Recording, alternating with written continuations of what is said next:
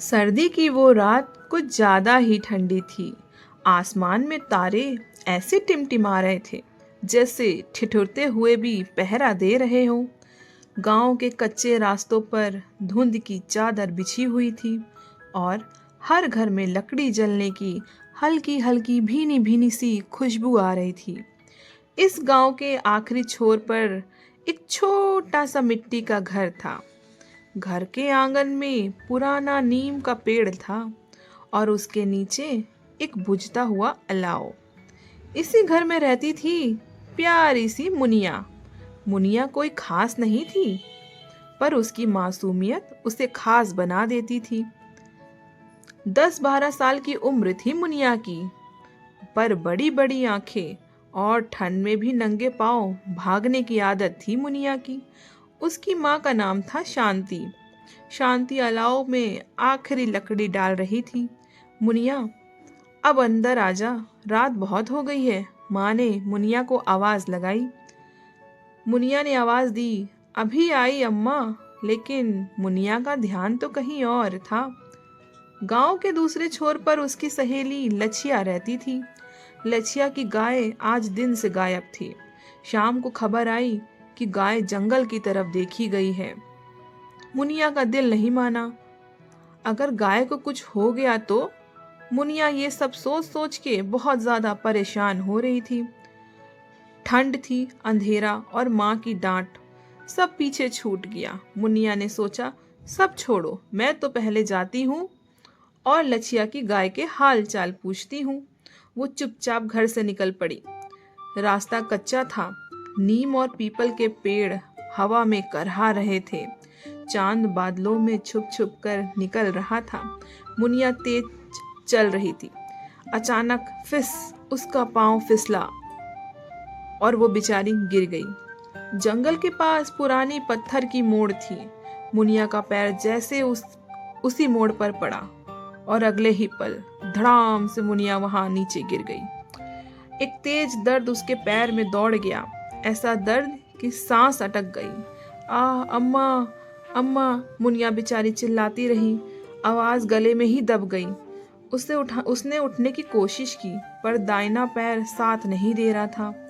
खून धीरे धीरे जमीन पर टपक रहा था और ठंडी मिट्टी उस खून को चुपचाप सोख रही थी। सर्द हवा अब दुश्मन बन चुकी थी। चारों तरफ एकदम सन्नाटा था। दूर कहीं सियार की आवाज आ रही थी।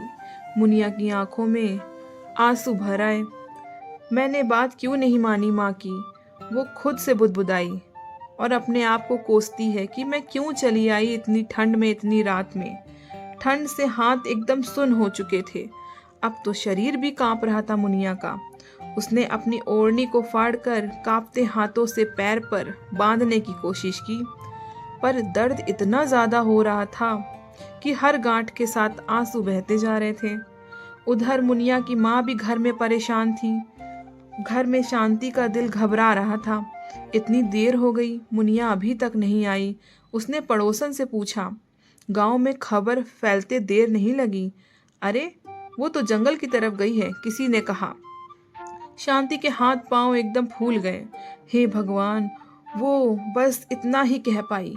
लालटेन उठाई गई। कुछ लोग लाठी लेकर निकल पड़े। ठंडी हवा चेहरे पर चाबुक की तरह लग रही थी। हर कोई मुनिया का नाम पुकार रहा था। मुनिया, मुनिया, बिटिया, आवाज दो, आवाज दो। आवाजें धुंध में खो जाती और फिर अम्मा, अम्मा, बहुत धीरी सी आवाज आई। शांति का दिल एकदम डर के मारे सनसना गया। शांति दौड़ पड़ी। मुनिया पत्थर के पास सिकड़ी हुई पड़ी थी। चेहरा एकदम पीला पड़ा, होंठ नीले। शांति कहती है, मेरी बच्ची। शांति ने उसे अपने सीने से लगा लिया। मुनिया भी रो पड़ी। पैर देखकर सब समझ गए कि बहुत गहरी चोट लगी है। 2 लोग उसे कंधे पर उठाकर किसी ने ओढ़नी और कम्बल डाला। गांव के डॉक्टर नहीं थे। ठंड में बैलगाड़ी निकाली गई। रास्ता बहुत लंबा था। हर झटके पर मुनिया कराहती रही। शांति उसकी हथेली थामे बस यही कहती, हिम्मत रख बिटिया, हिम्मत रख, कुछ नहीं होगा। आसमान से जैसे बर्फ उतर रही थी। सुबह होते होते अस्पताल पहुंचे। डॉक्टर ने कहा, वक्त पर आ गए, नहीं तो इन्फेक्शन इतना बढ़ सकता था। मरहम लगी है, पट्टी लगी हुई है। मुनिया की आंखें धीरे धीरे बंद हो रही थी। कई दिन लगे ठीक होने में। पैर पर निशान भी रह गया, पर उस निशान के साथ एक सीख भी मिली। अब मुनिया ठंड में बाहर नहीं जाती थी। माँ की अपनी हर बात भी मानती थी। और शांति, वो हर रात अलाव के पास बैठकर मुनिया को सीने से लगाए रहती थी। सर्दी की वो रात एक चोट छोड़ गई। माँ बेटी के रिश्ते को और गहरा कर गई।